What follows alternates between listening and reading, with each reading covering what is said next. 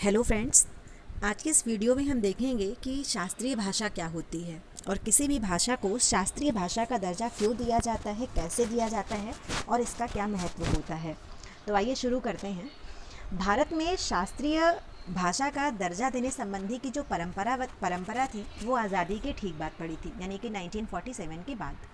संविधान सभा में जब संस्कृत और वोटों के आधार पर आधिकारिक भाषा नहीं बना सकी तो 1951 के तहत कुछ भारतीय भाषाओं को विशेष भाषा का दर्जा देने का प्रावधान दिया गया। जब हमारा कॉन्स्टिट्यूशन फ्रेम्ड हो रहा था उस समय हमारी जो कॉन्स्टिट्यूंट असेंबली थी वहाँ पर अगर कोई लॉ बनता था तो उसके लिए वोटिंग कराई जाती थी। तो ऐसा हुआ कि जब वोटिंग वाला मैटर नहीं हो पाया जिसमें संस्कृत को या जो भी भाषाएं हैं उनको किसी भाषा का दर्जा दिया जाए, तो इसके लिए एक बीच का रास्ता देखा गया। और बीच का रास्ता ये था कि इसके लिए एक स्पेशल आर्टिकल बना दिया जाए और उसके लिए जो स्पेशल आर्टिकल फ्रेम किया गया दैट वाज आर्टिकल नंबर 351। अगर आर्टिकल नंबर 351 को देखें तो इसके तहत किसी भारतीय भाषाओं को विशेष भाषा का दर्जा देने से रिलेटेड इसमें प्रोविजंस हैं। भारत की भाषाई विविधता की पहचान और सम्मान करते हुए संविधान की 8वीं अनुसूची में 22 भाषाओं को सम्मिलित किया गया है। भारत में हर राज्य की लगभग उसकी अपनी एक राजभाषा है और आपने कहावत भी सुनी होगी कि जो है वो प्रत्येक कोस पर भाषा बदल जाती है, बोली बदल जाती है। तो भाषा की इतनी ज़्यादा विविधता हमारे देश में है, इस वजह से संविधान की जो 8वीं अनुसूची है उसमें 22 भाषाओं को शामिल किया गया था। कुछ भारतीय भाषाओं की प्राचीन साहित्यिक परंपरा का संरक्षण और संवर्धन करने के लिए केंद्र सरकार द्वारा उन्हें शास्त्रीय भाषा का दर्जा प्रदान किया जाता है। यानी कि कोई भी ऐसी भाषा हो जो बहुत ज़्यादा प्राचीन हो, जिसका अपना एक साहित्य हो, उसको प्रिजर्व करने के लिए, उसका प्रोटेक्शन करने के लिए केंद्र सरकार के द्वारा किसी भी भाषा को शास्त्रीय भाषा का दर्जा दिया जाता है। यानी आपको ये क्लियर हो गया होगा कि जो भाषा को शास्त्रीय भाषा का दर्जा दिया जा रहा है वो केंद्र सरकार के द्वारा दिया जाता है। अब प्रश्न उठता है कि शास्त्रीय भाषा कहते किसे हैं। तो शास्त्रीय भाषा ऐसी भाषा होती है जिनका कम से कम 1500 से 2000 साल पुराना इतिहास हो, साहित्य ग्रंथों एवं वक्ताओं की प्राचीन परंपरा हो और साहित्यिक परंपरा का उद्भव दूसरी भाषाओं से ना हुआ हो। यानी कि अगर इस सेंटेंस को देखें ध्यान से तो इसमें यह कहा जा रहा है कि शास्त्रीय भाषा वो हो सकती है जिसका 1500 से 2000 साल पुराना इतिहास हो, यानी उसकी कोई हिस्ट्री हो, और अगर उसकी हिस्ट्री होगी तो हमें उससे संबंधित कोई ना कोई साहित्य भी चाहिए। और साहित्य या ग्रंथ जो भी हो वो उसका जो उद्भव यानी उसकी जो ओरिजिन हुई हो वो किसी दूसरी भाषा से ना हुई हो। दूसरा है कि शास्त्रीय भाषा का दर्जा प्रदान करने के लिए सरकार द्वारा निर्धारित कुछ आधिकारिक मानदंड हैं, यानी कुछ मेजरमेंट हैं जिसके अकॉर्डिंग शास्त्रीय भाषा का दर्जा सरकार के द्वारा दिया जाता है। जिसमें पहला है कि उस भाषा में लिखित आरंभिक ग्रंथों का इतिहास लगभग 1500 से 2000 साल पुराना होना चाहिए। संबंधित भाषा में प्राचीन साहित्य ग्रंथों का एक ऐसा समूह होना चाहिए जिससे उस भाषा को बोलने वाली पीढ़ियाँ अमूल्य विरासत के रूप में स्वीकार करती हों। यानी दूसरा एक इम्पॉर्टेंट फैक्ट बनता है कि जो भी भाषा है उसका जो ग्रंथ है या उसका जो साहित्य है उसे बोलने वाली कोई पीढ़ियाँ भी होनी चाहिए, यानी उसका कोई महत्व हो। तीसरा, उस भाषा की अपनी मौलिक साहित्यिक परंपरा होनी चाहिए जो किसी अन्य भाषिक समुदाय द्वारा ना ली गई हो, यानी कि ऐसा ना हो कि जो उसका साहित्य हो वो किसी दूसरी भाषा से कॉपी किया गया हो, उसका अपना मौलिक साहित्य होना चाहिए।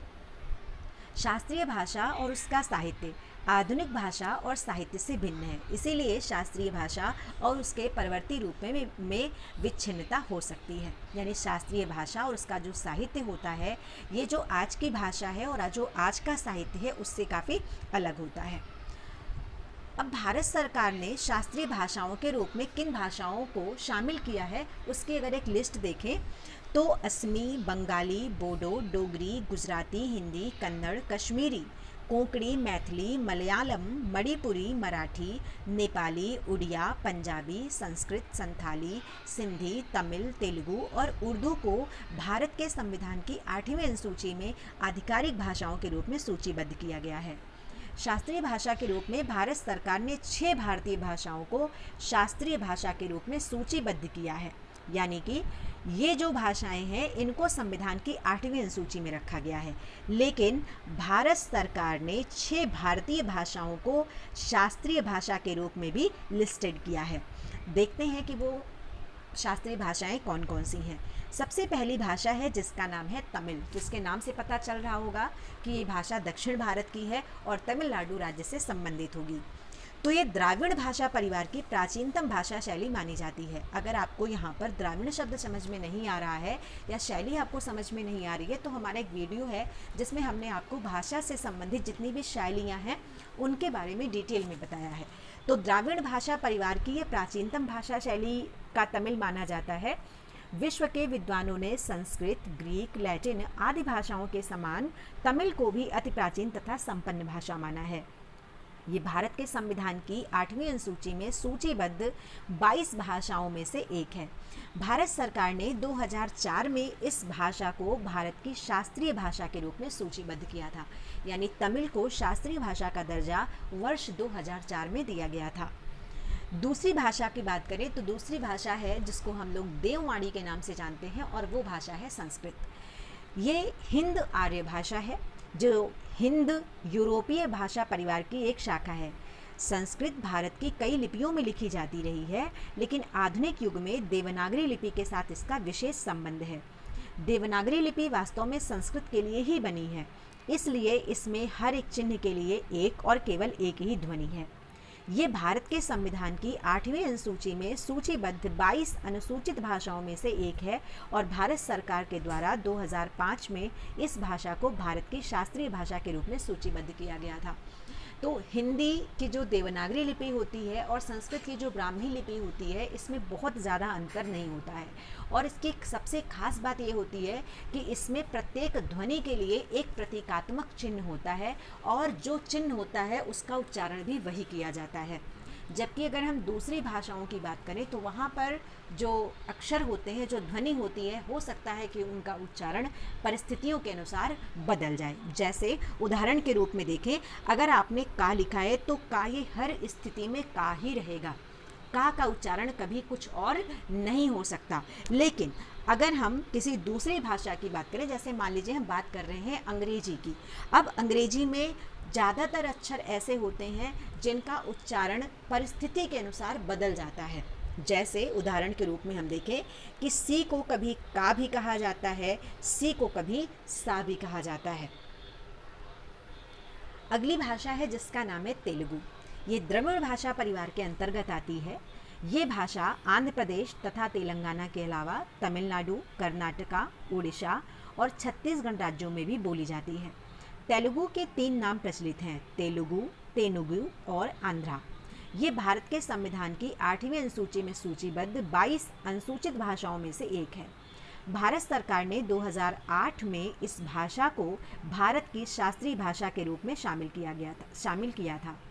इसके बाद जो अगली भाषा है उसका नाम है कन्नड़। ये भारत के कर्नाटक राज्य में बोली जाने वाली भाषा तथा कर्नाटक की राजभाषा है। ये द्रविड़ भाषा परिवार में आती है और इसमें संस्कृत के भी बहुत सारे शब्द हैं।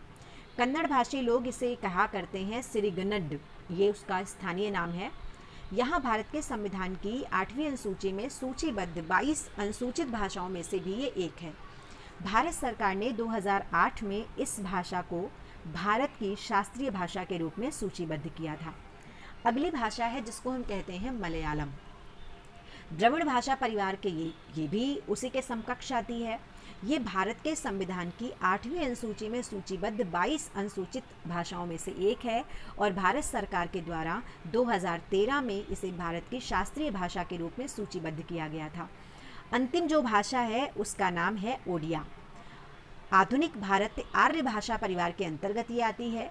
इसकी लिपि का विकास भी नागरी लिपि के समान ही ब्राह्मी लिपि से हुआ है। ये भारत के संविधान की 8वीं अनुसूची में सूचीबद्ध 22 अनुसूचित भाषाओं में से एक है। भारत सरकार ने 2014 में इस भाषा को भारत की शास्त्रीय भाषा के रूप में सूचीबद्ध किया था। तो यहाँ पर हमने देखा कि टोटल 6 ऐसी भाषाएं हैं जिन्हें भारत सरकार के द्वारा शास्त्रीय भाषा का दर्जा दिया गया है, जिसमें पहली भाषा जिसको शास्त्रीय भाषा का दर्जा दिया गया था वो भाषा थी तमिल। और अंतिम जो भाषा है जिसे शास्त्रीय भाषा का दर्जा दिया गया वो भाषा थी उड़िया।